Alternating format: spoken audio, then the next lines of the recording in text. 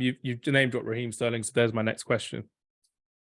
David Beckham or Raheem Sterling? Who's the greatest winger in English? Who's the greatest English winger in Premier League history? Well, the thing is, I didn't really see much of David Beckham in the Premier League because he was obviously before my time. But if you look at his numbers and what he achieved, I'm pretty sure he was top 3 Ballon d'Or as well, David Beckham. 99 Yeah, you can't underestimate like what he actually achieved. It's got to be David Beckham. That cross that he had. I know, you got goal scoring wingers and more creative wingers, but at the end of the day, a winger's bread and butter has always been crossing, and he was amazing at that, and impact was great. But listen, I'm going to allow Sukhi and Lewis to take you on this one because they probably got to see David Beckham. I'm just talking purely from like what I've read and what I've seen in terms of YouTube clips. So yeah, Lewis, David Beckham or Raheem Sterling? How old are you? Wait a second. How old are you, bro? Are we allowed to drop your government name? Yeah, you got 23. 23. Oh my goodness, I feel old, man.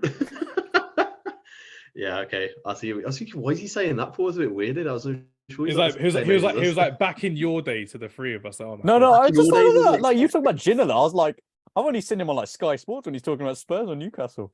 I'm thinking you're like the same age as us. I'm like, how has he not seen him? It was like, come on, it was like a classic goal that watching Premier League years, man. Bloody hell.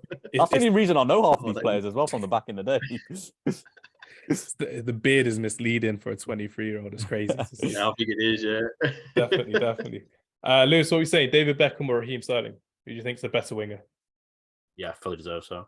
Yeah, I'm gonna have to go Sterling just because I consider Beckham more of someone that just not necessarily a winger, but someone that hugged the touchline and would cross from deep. Whereas my interpretation of a winger, what I look for, I think Sterling is someone that again is associated with that one-touch finish, someone who's associated with finishing off a move, whereas David Beckham is associated with starting off the move, whether that be dead ball or just switching play with.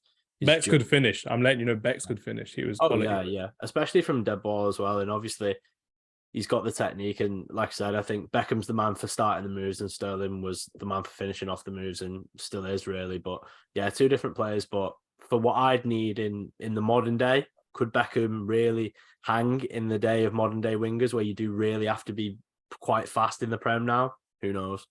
Who knows? And Sukhi, complete it. Beckham or Sterling? Who do you think is a better English winger? It's got to be Beckham. I think when you think about someone that had more of an impact and he was kind of the face of a team, it was always Beckham. I think Sterling's never been that. When you look at City, again, City is a bit of a different dynamic because it's more the team cohesiveness of how they operate. There's not a single player that kind of stands out. But I think you're seeing that with Haaland this year. But just in terms of back in the 90s, now that I'm showing my age now, when you watch Beckham play, he was obviously at that point, in that day and age, he was that kind of Ronaldo winger at that time. He was the most exciting. He's the one with the flashy boots, with the skill. And I think, more of an impact. And you think about it, the way that they used to play with them mitre footballs, don't you remember, Lewis? They used to be rock solid. So trying to kick ball with those from dead balls wasn't an easy task. So I think for me, Beckham, I think it's just more of an impact when it came to the English game over Sterling. Yeah, fair enough. Everyone's got a nice little thing to say about that. Speaking of impact, the one thing Sterling will never have is a film named after him because Bend It Like Beckham is one of the best films that Britain has ever produced. I don't give a shit what anyone thinks.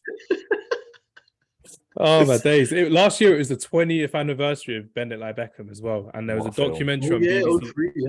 Yeah, 20th anniversary, and my friend was in it as well, and she was like talking about how well it did for not just British Asian culture, but for British culture in general, getting people to introduce women into sport as well. And it's so nice to see how well people have been impacted by that film as well. So nice shout out there, Sani, for your number 6, Raheem Sterling, and definitely Bend It Like Beckham as well, which is crazy.